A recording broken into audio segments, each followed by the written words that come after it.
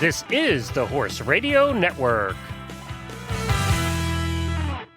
This is episode 352 of the Stable Scoop Radio Show, the eventing Kennelman. Please support our sponsors as they make this show possible. Our sponsors this week are Chasing a Fox in a Little Black Dress, Bimeda Dewormers, and Dr. Rose's Remedies. In this month's fox hunting segment, we have an eventer that decided she loved the hounds so much, she became their full-time kennelman with the Santa Fe West Hills Hunt. Plus, we take a look at a scratches remedy in the Tack and Habit segment. That and more to come, so pitchforks down and on with the show.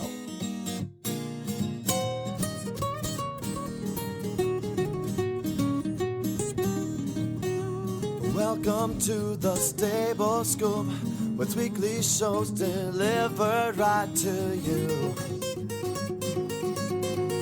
With Helena and Glenn the Geek, live from the stable, it's every week. They'll bring you the news through hail or high water, while using their tails as their own fly swatters. So sit on down and laugh till you poop, cause it's time again for Stable Scoop. Stable Scoop. Stable Scoop. Stable Scoop. This is Glenn the Geek. And this is Helena B. And you're listening to the Stable Scoop Radio Show on the Horse Radio Network. Well, howdy, Helena. Hi, Glenn. I have to say, I absolutely love your So Pitchforks Down. I know, I like that too. I came up with that this morning. It's like, I love it. So pitchforks down and on with the show. We have a new thing. It's a new thing. It's a new thing. We need a new thing. It's been a couple of years. Yeah, that's right. There's our new thing. Now we're good for another couple of years. We're going to be putting the new thing everywhere we can now, too, until we're going to overuse it. Yeah, so I don't have to think anymore for another couple of years. I'm good. It's great. Hey, we had a show, right? I'm What's psyched. That? We have a cool show. Yes, we have a fun show. We're going to be talking a little fox hunting with a cool girl out in California. And we got the Tack and Habit segment. And I have something for you before we get started with the with our first guest. Two things. One is our friend Darlie Newman from Equitrekking asked me to mention a contest that she's doing with Ariat right now, where you can win a ride-away dream vacation and also $1,000 in Ariat gear. And they're doing that in conjunction with Equitrekking. And you can find, we'll put a link in our show notes and also a link on our Facebook page to get to the spot where you can sign up. No cost or anything to sign up. And Darlie would have been here. She was maybe going to join us on the show today. However, she was on her way to some foreign destination today to do some more shooting. So she said that she is on her way to Belgium to film. Darlie Newman. I want to come back as Darlie Newman in my next life. I know. She's on her way to Belgium till the 25th. She's going to be spending 10 days over there. So it's kind of nice. Must be nice to be Darlie. I know. Well, you know what? She's young and cute and, she's like immersed in her career. We've been there. We've done that. We're like, we're looking to cruise now. Well, we don't want to do any more climbing. We just want to cruise. Well, good for her. She's doing well with the show, and I'm glad to see that she has terrific sponsors like Ariat. So you can check that out. I came across this, and I wanted to talk to you about it and see how you thought, what you thought of this. We've never discussed it. Wait, you want my opinion on something? Yes, this is on Horse Junkies United at horsejunkiesunited.com. I don't know who the author is. They didn't put the name of the author, which is kind of odd. But it's in their Money Matters segment. And the title of the article is Gimme, Gimme, Gimme, How to Buy a Horse Using Kickstarter or Not. And we've all seen this now where horse people have used crowdfunding campaigns to buy their own horse. Just their own horse to go out and either ride or compete with. I've seen people do it at higher levels. And then I've also seen people who just want to buy a horse. And this article goes on to say, spend any time on social media and you're sure to find someone in the horse world asking for money on any of the fundraising websites and to buy their own horse. Well, she says it's a dumb idea and you shouldn't do it. It's kind of rude. And, she just goes on to say that step away from the fundraising sites and do it the way that most people have done it in history, and that is save money and buy a horse. And then she goes on to tell all the different ways that she saved for a year to be able to buy her horse. And I thought, all of us have done that to buy something in life, whether it be a horse. And I've certainly done it to buy horses in the past, or ponies or whatever I've owned. And Jennifer's certainly done it to buy horses. So have you ever supported somebody to buy a horse on a Kickstarter or one of those campaigns? No. What do you think about it? I think it's a great idea. Oh, you do? Yeah. I think they're both great ideas.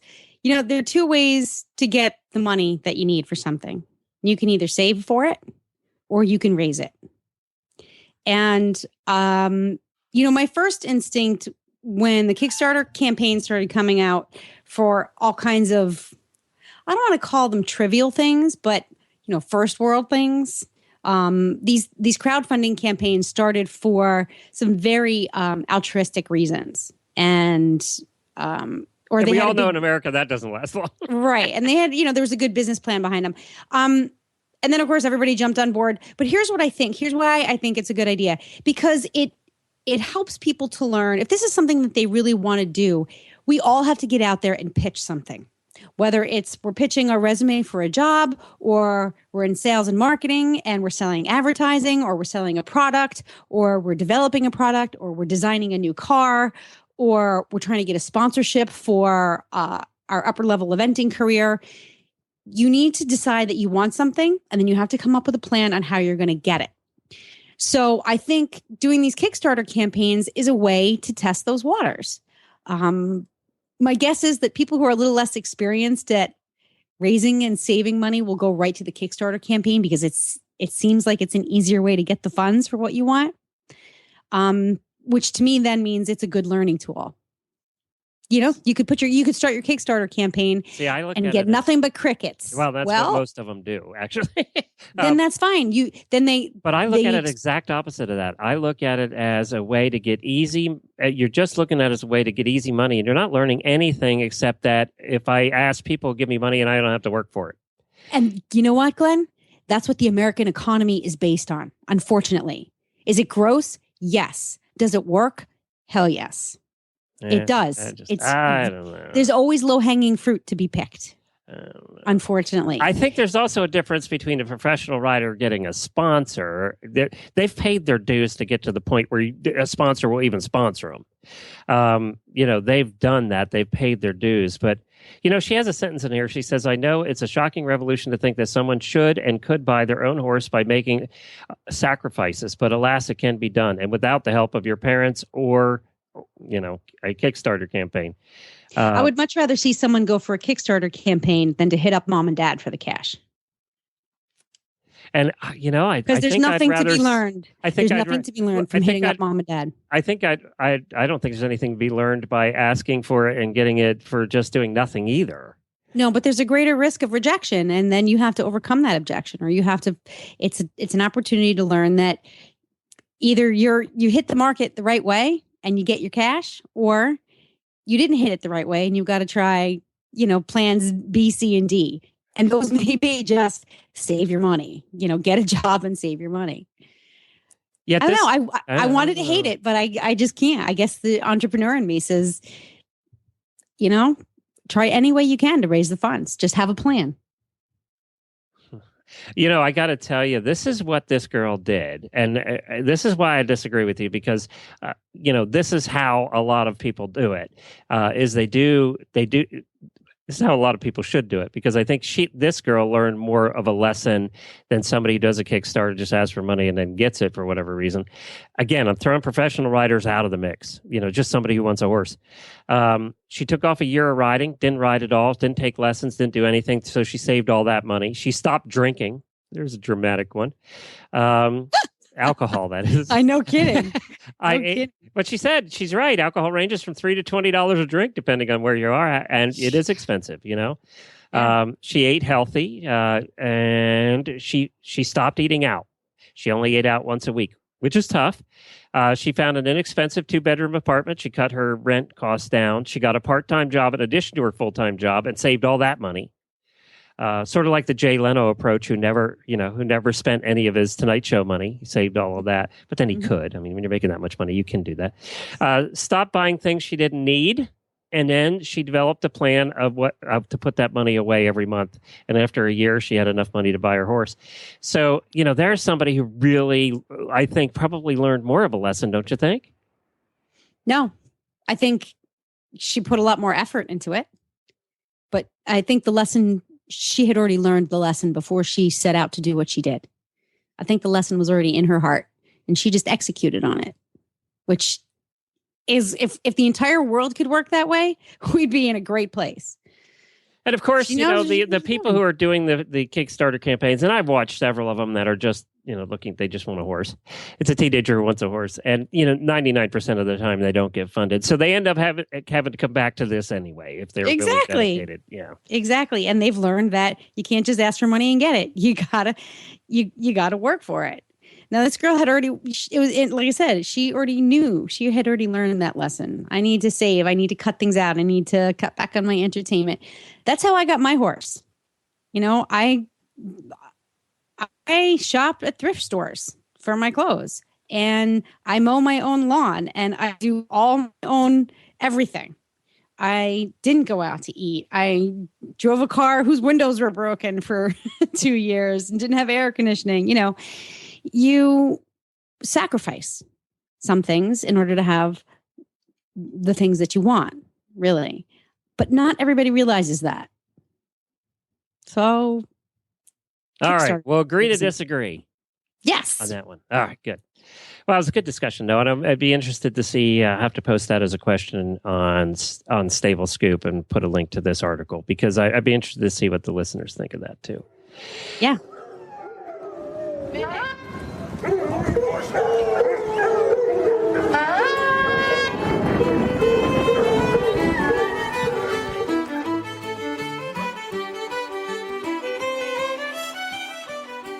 Well, coming up next is our first guest. Her name is Chloe Smith. She's of the Santa Fe West Hills Hunt. She's an ex-eventer or current eventer. We'll find out. And she has taken on a new job at the hunt, and we're going to find out about that as well. Hello, Chloe. Welcome to the show. Hi, how's it going? Good. So glad you could join us from California. We really appreciate it. So tell us a little bit. Thanks for having me. No problem. Tell us a little bit about your start with horses. How'd that happen?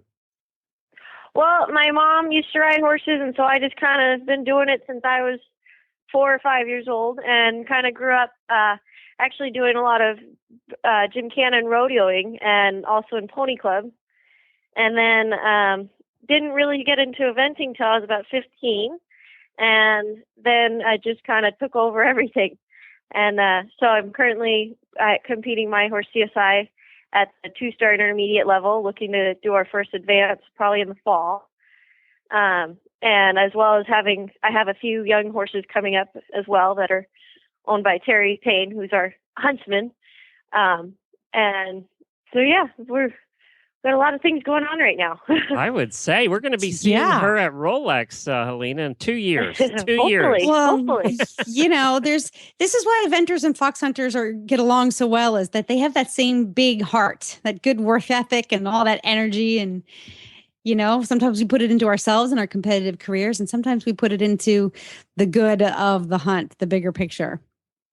Yeah. So it sounds like you have a lot of energy, Chloe. Do you? Oh, yeah. There's not a lot of sleeping. No, especially when you're working with hounds. Tell us a little bit about Santa Fe West Hills Hunt. You have, what's your quarry? What kind of hounds do you have? And how often do you guys go out? Well, we go, when we're hunting in the season, we go twice a week. We hunt coyote, mostly at these big cattle ranches up in Mountain Center called Garner Ranch, as well as Costa Ranch and Silver Saddle. We have a pack of 26 or 13 couple of English foxhounds, as well as a Penn Marydale and an American Cross. And they're all doing really well. We also have a bunch of puppies coming up right now. They're learning the ropes. Ooh, puppy season is Then- so much fun. Oh, yeah. It's fun until they're about 4 months, and then they're a little obnoxious. I know, But they're still fresh. fun. That's when you're like, all right, it's coupling time. Where are you guys? Well, So Yeah, do exactly. you match up the pups with now when you match up your pups, when you couple the pups with an older hound, do you tend to go with a much older hound or somebody who's sort of just hitting their peak? We go with whoever listens well, because they kind of need to be able to, and who has a good head for it, because sometimes if they have little ears, they can flip the collar off over their head when the puppies are pulling on them. all right, And, hold so- on. You guys are going way ahead of us non-fox hunters. What's coupling? So coupling is how we train the puppies to the commands of the hunt. So we walk them out and exercise them in the off season a couple times a week.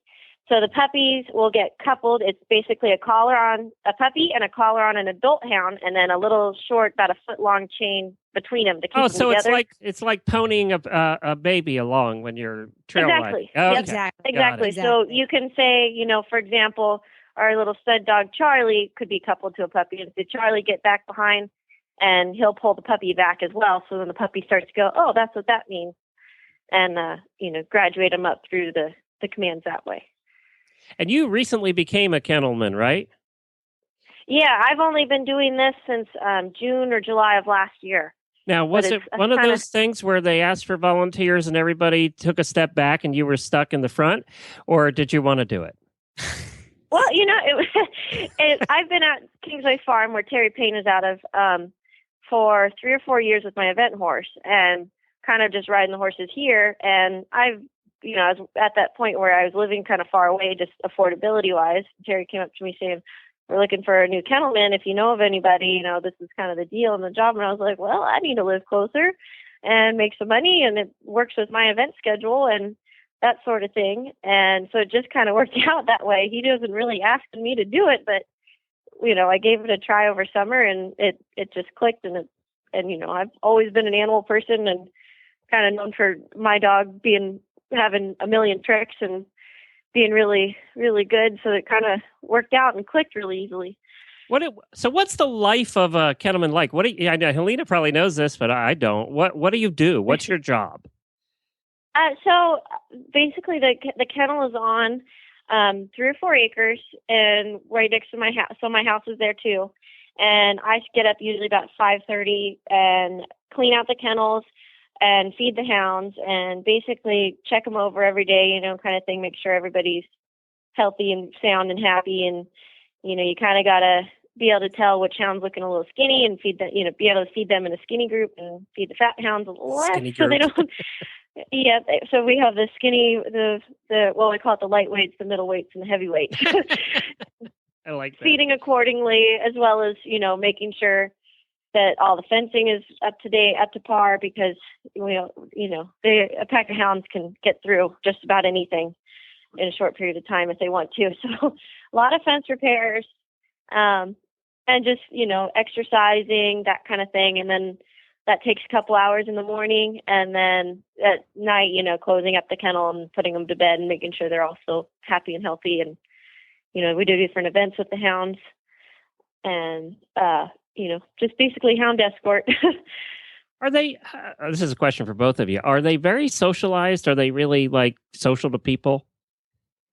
Well, they're really good with people they know. With new people, they can be a little bit shy, but they warm up. So with me and Terry, they're practically my kids. They're very happy. We play, we have fun. There's some pretty cute videos of us playing in the snow and that sort of thing. But we do. It's not a bad thing if they're a little bit shy of other people and wary, just because there is the event of every once in a while some people do try to kidnap your little hounds when you're out on a hunt or something like that. So we don't necessarily want them to listen to just about anybody, Yeah, but yeah. They listen to our whips, and they listen to Terry and I, and they are friendly in this. They're not mean, is what I'm trying to say. And they are like kids, which is a good way to describe it. When you take care of them, it's like having a kindergarten class. Each hound has their own personality. They all sort of have to work together in the classroom, and you're sort of wiping noses and teaching them life skills at the same time. Yeah, exactly. Right. But one of the things I know that we did in our hunt is ours was a drag. So we would try to make sure that, and I'm trying to think of the right term, which is they don't go rogue. So a hound doesn't actually go off and do his or her own thing. So what we would do is we would socialize the hounds with other animals, with goats and chickens and things like that. Does it matter if your hounds go off on something other than coyote, or is that okay? Does it ever happen? Do they ever go off with other people, or how does that work? Oh no, they don't really listen to other people besides our whips, and they know where hare, where cattle, or where cur, which is a stray dog running around. They know all those commands, and they only stay on the coyote. They know it's not good if they go after something else. So it's pure conditioning. It's pure training. Yep, it's pure training. Every once in a while, they might pick up a little vole or go for it as they're running along, but they don't really chase anything like that other than the coyote. That's convenient. Yeah, we're very strict on that, just because we don't want to go running around chasing jackrabbits all over the place and silly things like that. So your job title then has you have two job titles, because you're also first whipper in, which that is part of your job, is to kind of make sure that the hounds stay focused. How can you describe that part of your job and how you work with hounds to that end? Yeah, that was kind of the biggest learning curve for me. It was a little bit of a shock when we went on our first hunt. Well, we were actually cubbing because we had a set of puppies last year. And Terry, I had only kind of heard about what was going to happen. And then Terry gave them the cry and they took off. And I just, went, what do I do now? So it definitely was a learning curve. But now it's kind of, it turned out pretty easily, or it caught on pretty easily, just because, I can ride, so I can keep up, and I can figure out, it was just figuring out where I needed to be and when to block a boundary or a fence line, and when to turn the hounds away from something else, or how to be able to tell if they weren't on a coyote versus, or if they were trying to chase a deer or something like that, how to be able to stop them quick and, nip that in the bud before it got too crazy. But, it's a lot of fun to go out and ride the train and go for a nice cruise, and just watching them work is a blast, I think. It is indeed. Glenn, have you ever like wheel whipped or had a chance to watch the hounds work? Yeah, well, yeah. When I'd watch you guys, when I would watch the hunt up there at Myopia, I would go around and just watch. So I'd get to see that, and we hilltopped some. Yeah, we had a good hill. If you have do you have a hilltopping field, Chloe? We have one, and it kind of it curves around a mountain, and there's a road that runs along there. So there's a group that it can go in a car and follow along, kind of thing. What kind of terrain are you guys in? Garner is fairly flat. It's a lot of riverbed, and then some kind of thicker ponderosa pines. It's actually, Garner is where they filmed the opening scene to Bonanza. If you remember that show. Yeah. Yeah. So that's Garner Ranch. And then Costo Silver Saddle is rather mountainous, and a lot of sagebrush and a lot of thick brush like that. So that one can be pretty tough for viewing if you're not, right up with us in the first field. But it is a beautiful area. It is a fun ride, and you kind of end up catching back up to second and third field every once in a while, and they get excited because they're right in the thick of it, just by how you go up and down the mountain, kind of. What are some of your jumps? What are they like? What are you jumping? Mostly coops, large coops, kind of 2.9-ish, and then we have a few fence blinks, which are kind of the upright, and those can be a little taller. But there's lots of those throughout Costo and Silver Saddle. Garner, there's not as much fence line, so you don't have to jump too much. But there are a lot of fallen logs, and it's kind of fun to do some of those. What kind of horses are best suited for this type of territory? Thoroughbreds or warm bloods, drafts? What do you guys prefer? We prefer thoroughbreds just because we do get on some very fast lines. Our coyotes run real quick, and they're real smart, and they actually do enjoy the chase, I think, a little bit, because I've seen them kind of stop and look at you and tease your hounds, and the hounds are full cry Come and right get behind me, them. sucker! And exactly, and they They go, love watch getting this, I'll jacked go up, right man. up this hill. Oh, yeah, and they go, watch this. I know this is a boundary, and you guys won't let them come this That's way. right. So I'm gonna I run see right the keep there. out sign up ahead. We're safe. Yep, exactly. And it's so funny because I swear we hunt the same coyote every once in a while, and they kind of have their little path they go, and they know where, we have to stop them. But being that way, the horses have to be able to keep up and get to, you have to get to those boundaries like that real quick. And the draft horses do okay, but they do get tired, and they don't quite keep up as well as our thoroughbreds do. You think the coyotes get back to their den and they're sending emails to all their friends saying, "Yep, I fooled them again. It's the 18th Oh yeah, I'm time." sure they have a little cackle, a little cackle back and forth about that. So now I got to ask a question. If I remember right, up at Myopia, the kennelman up there used to get scraps from all the restaurants around. Am I making that up, Helena? Used to get No. One of the things that they did was feed the hounds. That recently expired meat from the local grocery stores. Yeah, it was. So it's still, okay. It's fine for them, and bones and everything. They would put it in Hey, a any dog would kill for that. Yeah, only these guys didn't have to. That was what. Yeah, and it changes from huntsman to huntsman what they prefer to feed their hounds. What do you guys Chloe? feed, Chloe? They're in the off season, they're on a lower fat, just kibble, and we wet it down. And then in the hunt season, they're on a real high fat, high protein, keep them stocky, because it does get chilly, and they do run a lot and hard. So it's just a kind of a plain kibble kind of thing. Dog food. But the formulas are so sophisticated these days.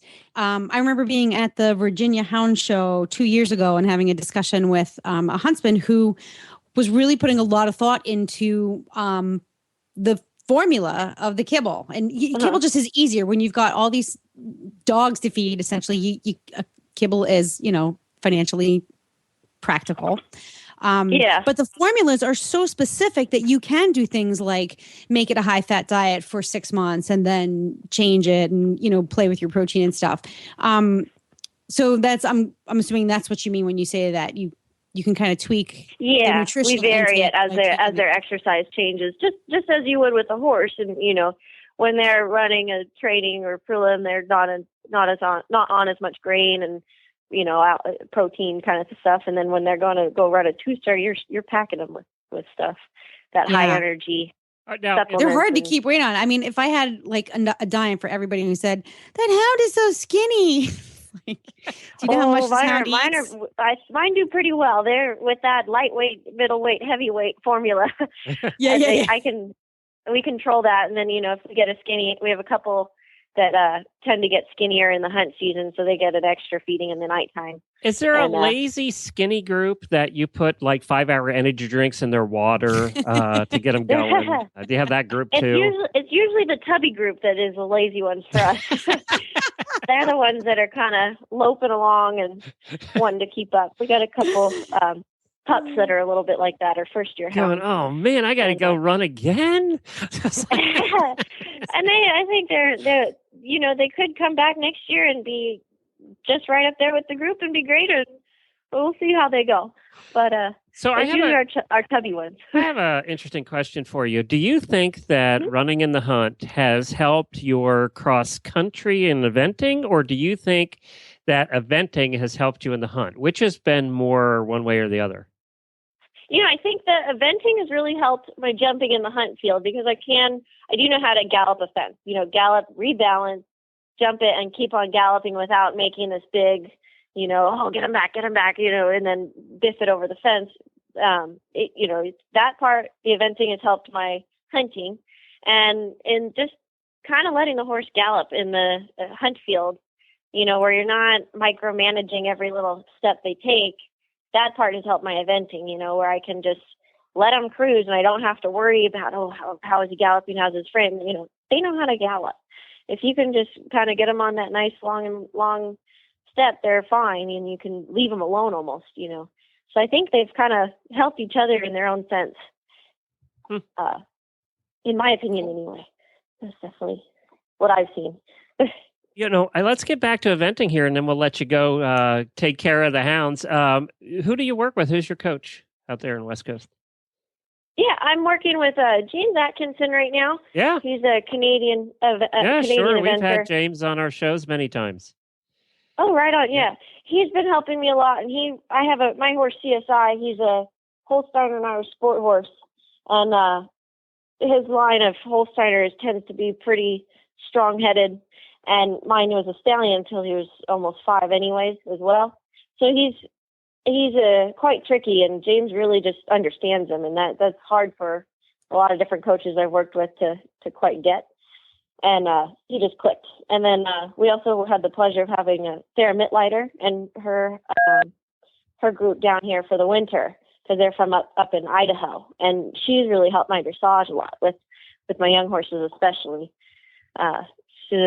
But there's a whole group of trainers in the Temecula area, and it's really nice to just kind of be able to just go 5 minutes down the road and get lessons with all these top-notch trainers. Isn't Holly Bennett out there too? Wasn't she in that area? Or was she further north? She is in that area. She's just across Galway Downs from us. That's what I thought. Yeah. Okay. Yeah. Very good. Well, Chloe, it's been a pleasure to get to know you. We're going to be looking for you at Rolex. 2 years I gave you. So 2017, we want to see you there, right? So. All right. We'll keep working on it. Yeah, you keep doing that. You're a 2-star. You only got 2 more stars, and then you're there. Yeah, exactly. We'll just do a couple 3 stars next year. We'll be good to go. That makes it sound easy, right, Helena? Just 2 more stars and you're there. Well, hey, all you got to do is kick and pull, right? Sometimes you kick, sometimes you pull, sometimes you got to do both. There's the quote of the show. All you got to do is kick and pull. I told that to my trainer at my first preliminary. We're going out the start box, and she just about died. That's great. Hey, you know what? If you simplifying it always works. Doesn't matter what you simplify it down to. Exactly. Sometimes we get ourselves into trouble when we overcomplicate and overthink things. Just simplify it, man. If I'm out hunting, you know what I do? Just grab mane and go. That's all I say. Yeah, simplify exactly. You got a good horse. Most of the time, they know what to do. Totally. That's definitely going to be the quote of the week at the Horse Radio Network. Perfect. Hey, quote me on that one. That's for sure. That's a good one. Done. Thank you, Chloe. Awesome. If you want to learn more about the hunt, it's Santa Fe, SANTAFE hunt.com. You can see Chloe's picture right there with the hounds. And congratulations and good luck. Thank you, guys, and thank you for having me.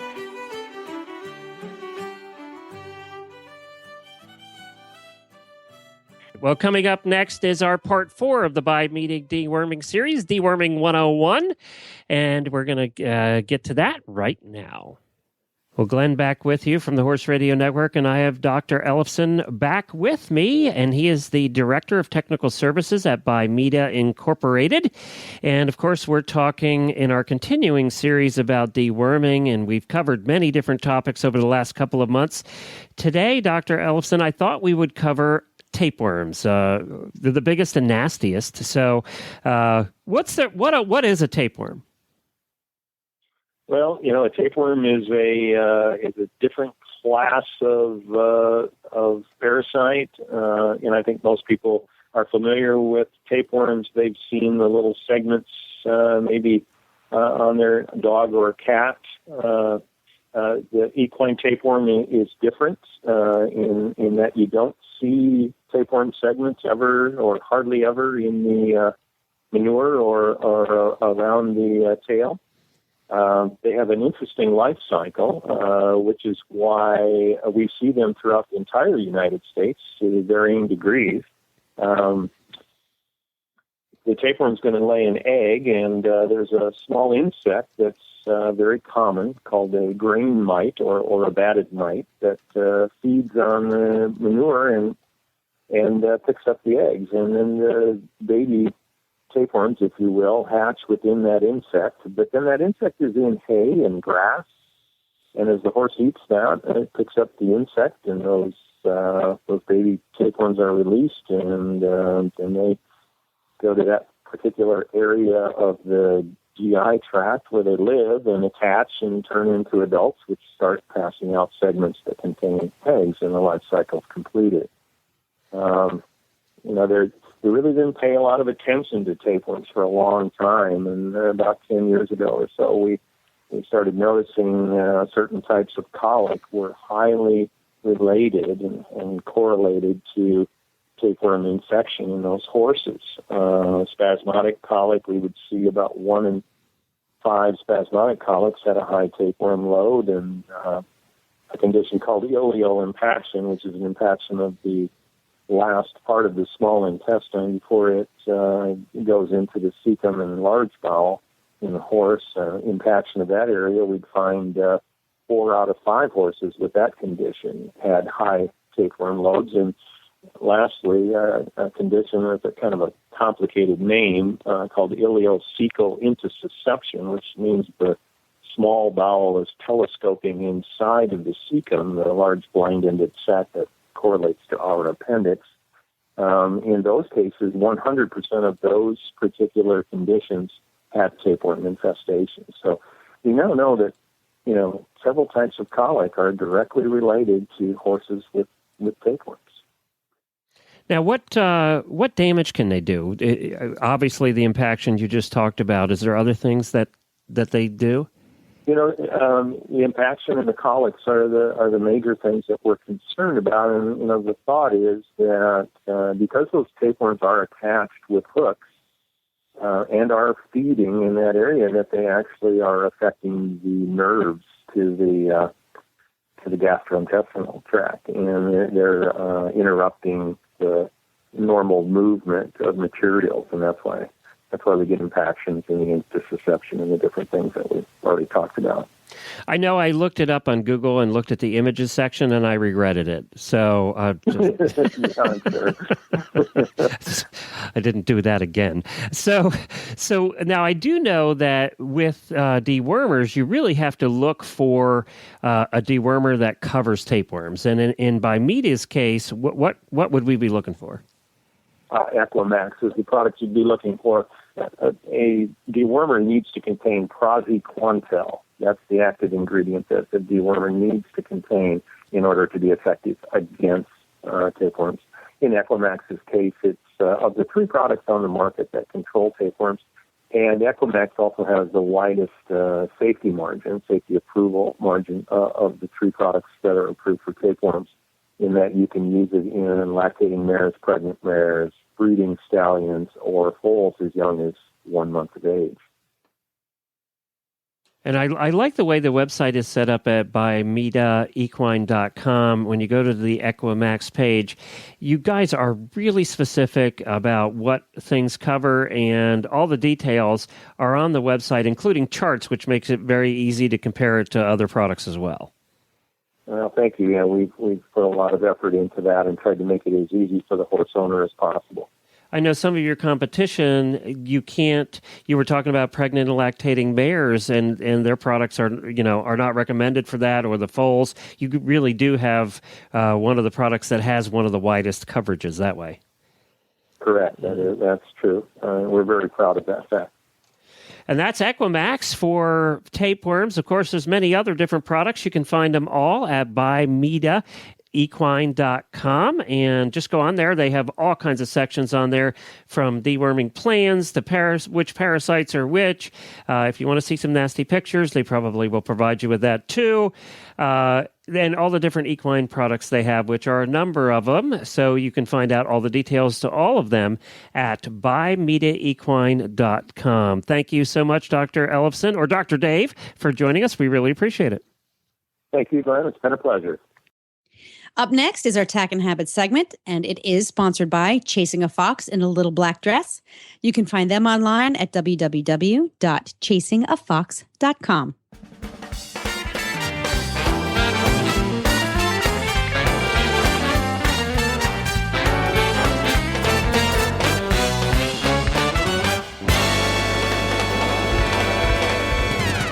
Well, the Tack and Habit segment today I've got for you was prompted by a listener email, and one of our sponsors is involved in this too because I've been testing the product on it. Well, the listener, Donna, wanted to know what we do for scratches because I mentioned in a show that my pony Scooter has scratches.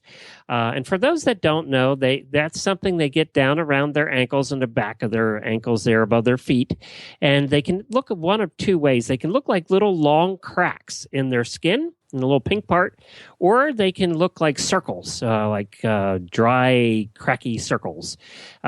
Scooter tends to get the long, narrow ones. They come from being in damp soil all the time. And they have a bunch of different names. Veterinarians will call them greasy heel, mud fever, dew poisoning is very popular. And they get it. It's kind of a dermatitis that they get. And it's usually well, it's caused by an infection of either bacteria or fungi, and they're usually involved. And it's, as I said, it's on the heels. Sometimes they're warm, sometimes they're not. Sometimes they ooze, sometimes they don't. Look at me talking about health stuff.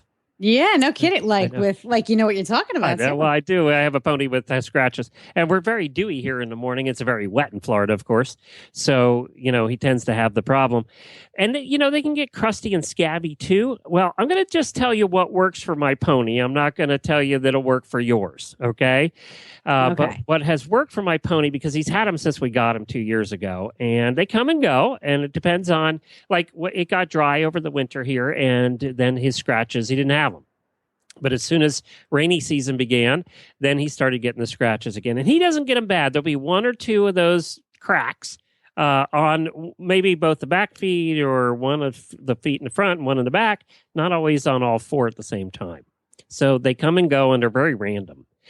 We've tried a number of different things over time to get rid of them, and tried a number of different ointments and all this stuff. And, we use Dr. Rose's remedies for a lot of other things, for cuts and bruises. And we use it on ourselves I use Dr. Rose's when we get the fire ant bites, which are horrendous and itch for a week. Yeah. Oh, man, and we got a lot of fire ants this year. We're not quite sure why. It's more than usual. So I use them on the fire ant bites because you always have a fire ant bite down here on your legs.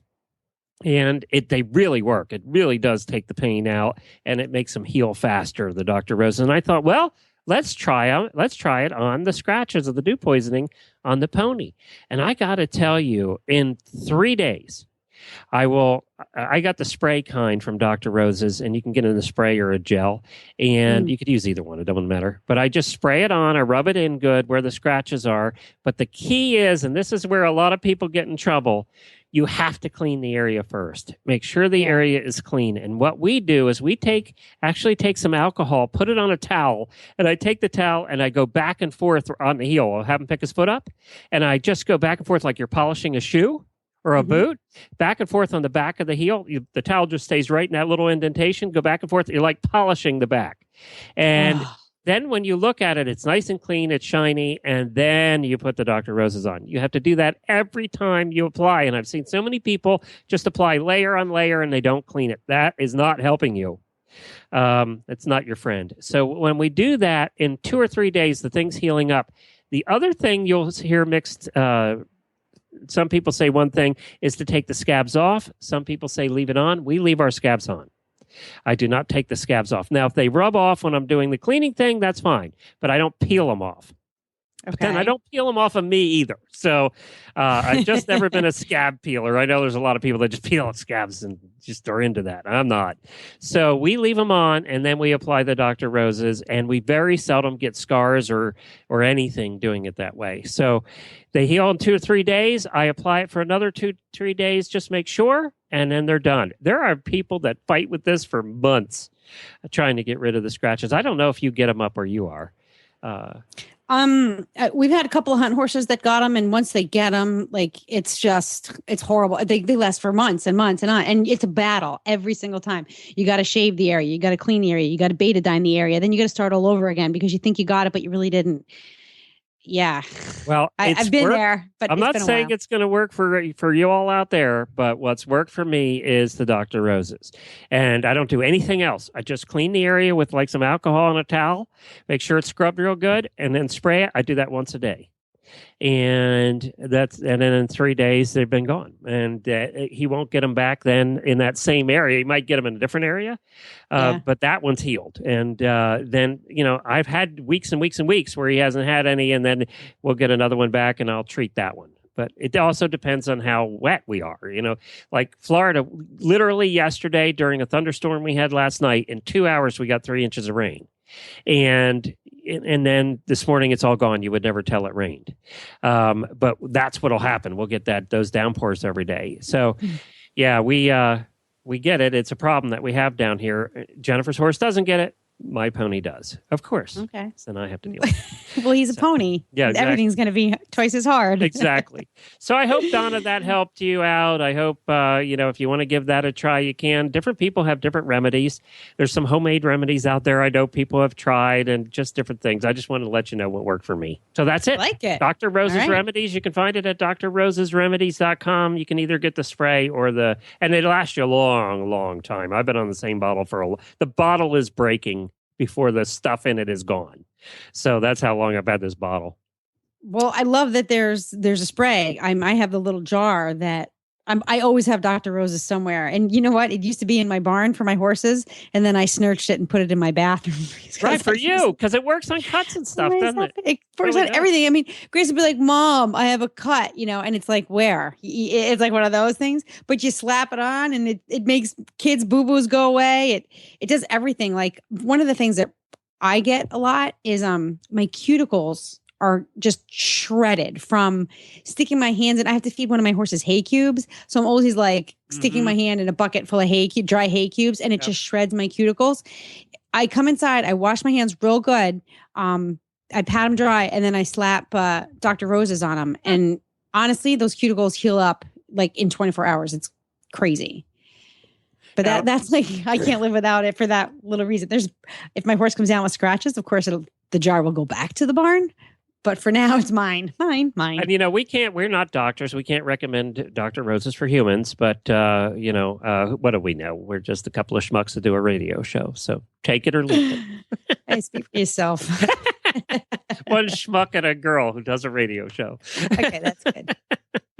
Put your pitchforks down. Did you ever see that movie, Young Frankenstein?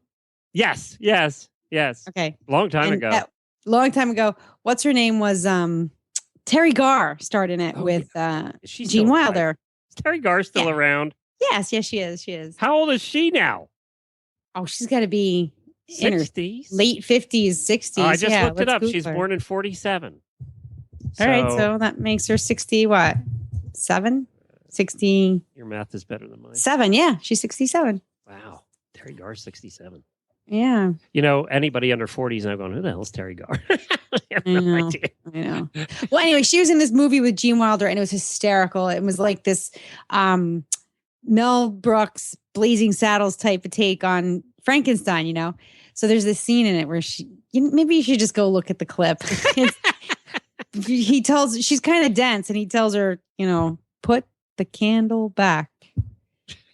You got to watch it. You got to watch the movie. Young Frankenstein is one of those classic comedies that you have to see. Terry Garr is actually much funnier than she ever got credit for in that movie. So now how did I get on that? Blazing Saddles. Oh my God. I watched part of that again the other day and I was still laughing. How did we get on? I don't know. How do we get on anything? I started to say something to you and then that was.